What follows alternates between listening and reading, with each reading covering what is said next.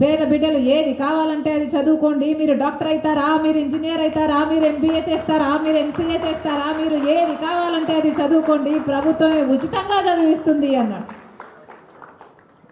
అంత భరోసా కల్పించాడు రాజశేఖర్ రెడ్డి గారు. ఇప్పుడు ఫీజు రీయింబర్స్మెంట్ ఊసేలేదు.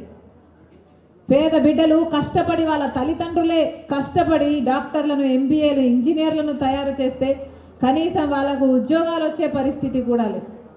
ఎంతమంది పీజీలు కూడా చదివిన బిడ్డలు ఈరోజు రోడ్ల మీద ఉద్యోగాలు లేకుండా తిరుగుతున్నారు. దాదాపు 19 లక్షల మంది ఆంధ్రప్రదేశ్కు చెందిన యువత ఈరోజు ఉద్యోగాలు లేకుండా బాధపడుతుంది అంటే దానికి కారణం ప్రభుత్వం సమాధానం చెప్పాల్సిన అవసరం లేదా? ఇలా ఒకటి కాదు, రెండు కాదు, ఏది తీసుకున్నా ప్రతి విషయంలోనూ తేడాలు కనిపిస్తున్నాయి. ఇక ప్రత్యేక హోదా ఆంధ్ర రాష్ట్రానికి సంజీవిని లాంటిది. ప్రత్యేక హోదా ఆ రోజు కాంగ్రెస్ ప్రభుత్వం 5 ఏళ్ళు ఇస్తామంటే లేదు, 10 ఏళ్ళు ఇస్తామన్నారు బీజేపీ. లేదు సరిపోదు, 15 ఏళ్ళు కావాలన్నాడు చంద్రబాబు గారు. స్పెషల్ స్టేటస్ కోసమే, ప్రత్యేక హోదా కోసమే బీజేపీతో పొత్తు పెట్టుకుంటున్నానన్నాడు చంద్రబాబు గారు.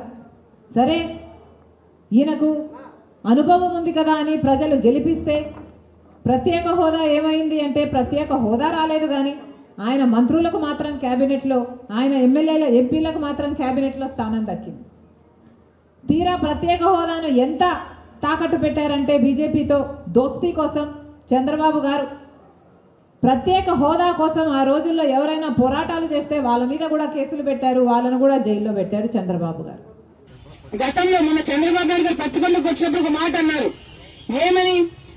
గతంలో ఎన్టీ రామారావు గారు పెన్షన్ పథకం కింద 35 రూపాయలు ఇచ్చినారు. అవునా కదా? ముసలికి తెలియాలా? 35 రూపాయలు ఎన్టీ రామారావు గారు వచ్చినప్పుడు ఫస్ట్ పెన్షన్ మొదలు పెట్టినారు. ఆ తర్వాత చంద్రబాబు నాయుడు గారు వచ్చిన తర్వాత 75 రూపాయలు ఇచ్చినారు. అవునా కదా? కాంగ్రెస్ ప్రభుత్వము 75 రూపాయల నుంచి 200 రూపాయలకు పెన్షన్ పెంచి అది 200 కోట్ల సార్లు ప్రచారం చేసుకున్నారు. ప్రతి ఒక్క మీటింగ్ లో, ప్రతి ఒక్క చోట చాలా గొప్పగా మేము 200కు పెన్షన్ పెంచినామని చెప్పి చాలా గొప్పగా చెప్పినారు. అన్నిసార్లు వాళ్ళే చెబుతున్నారు.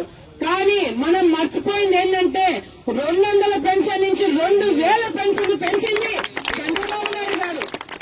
200 నుంచి 2000 రూపాయలకి పెన్షన్ పెంచినాడు. మనం ఎన్నిసార్లు చెప్పుకోవాలా? మనము పబ్లిసిటీలో కాదు, పని చేసే దాంట్లో మనం దృష్టి పెట్టినాము.